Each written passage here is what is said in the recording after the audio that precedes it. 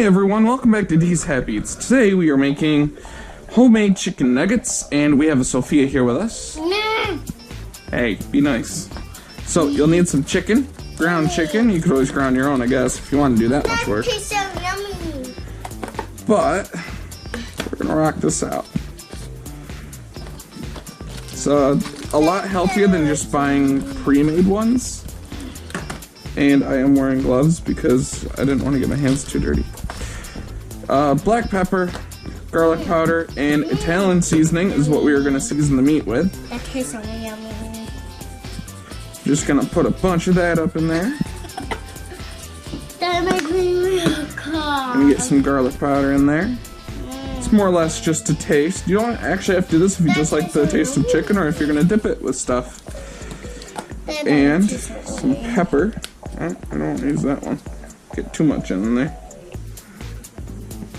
Because you don't want it spicy, but if you do want it spicy, I mean, have at it, you know? And you're just going to want to mix it up real good.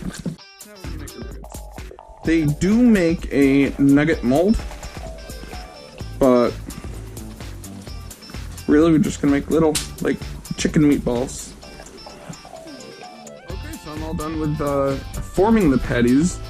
There are 37 of them, so I'm going to be making 37 chicken nuggets. I have 3 layers of wax paper here. I just stacked them up. My cookie sheets are currently dirty. Did not realize that, so I'm just using a big serving plate.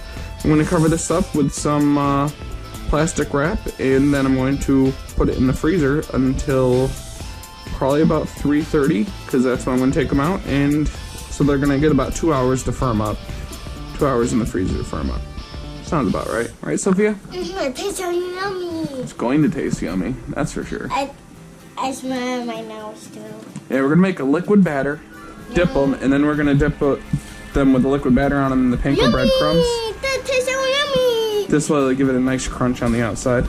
What? Given the batter will probably give it a crunch too, but this is going to be better, because awesomeness. Alright, so now it's time to make our batter, and we're going to do it with about 2 cups of flour. Which is probably going to make more than enough, but honestly you'd probably rather more than less. Gonna add a couple eggs. I'm going to season it with a little bit of garlic powder. And some Italian seasoning. We don't need a lot, it's just enough to give it a little bit. Because the chicken itself has plenty of seasoning in it. Then we're going to add about 1/2 cup of water. And we're just going to whisk it. Whisk it good.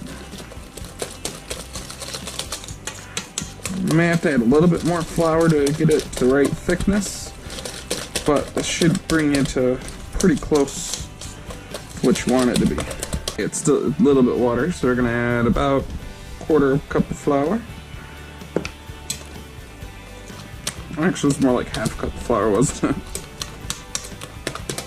Out of the way, that's perfect. That should stick to the chicken perfectly. Alright, next is just to put the batter on the chicken, put the panko on it, and then cook it. You want to be careful with the chicken because it's not entirely frozen.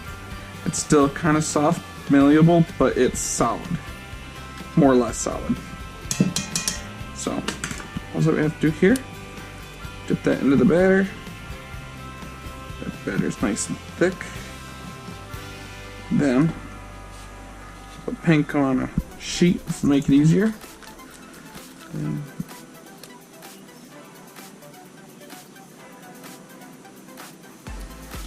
just gonna do that. Rinse, wash, repeat. Now we're about at the cooking stage. We just need to get enough oil in this pan in order to actually cover them. It's kind of like deep frying, but not really. I need a little bit more oil. It's in there about I want to say anywhere between 1/4 to 1/2 inch. That's about 1/2 inch. And that'll be perfect. That should just coat them, maybe leave the tops out, and then we'll just have to flip them for a few. But yeah, gotta let this heat up nice and hot, and then we'll start cooking. Kids are outside playing. It's now time for me to start cooking these things. The oil should be nice and hot, so it should sizzle. Yep.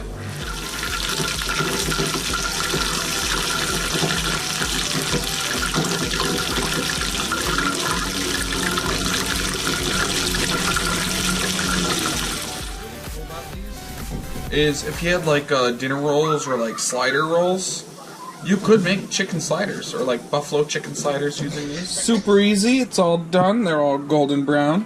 I'm going to go ahead and serve up some plates with broccoli for the girlies. Some of them are a little bit overcooked on one side, but that's because the pan was already hot and it picked up some of the pieces that were on the bottom of the pan.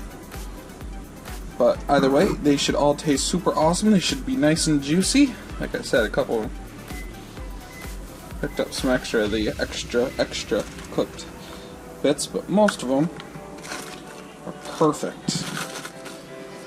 I mean, I never said it was perfect at frying, but they're gonna taste good. Alright. Good. It's good? Do you like it? Mm-hmm. Kyrie, do you like it? Yes. Okay, how about you? Yes. Alright. Time for me to give it a try. So I broke one in half. I can show you, it's just ground chicken, breaded.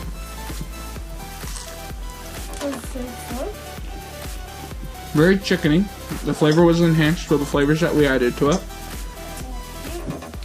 Nothing's overpowering. I'm gonna try it with a little bit of barbecue sauce. Mommy, I'm gonna drink it now. That's perfect. Yeah. That's better than any chicken tender I've ever had. Or chicken patty for that matter. So, with that being said, I hope that you like this video. I hope that you give this a try because it's really, really good. And she wouldn't lie to you. It doesn't taste like hot dog, Sophia.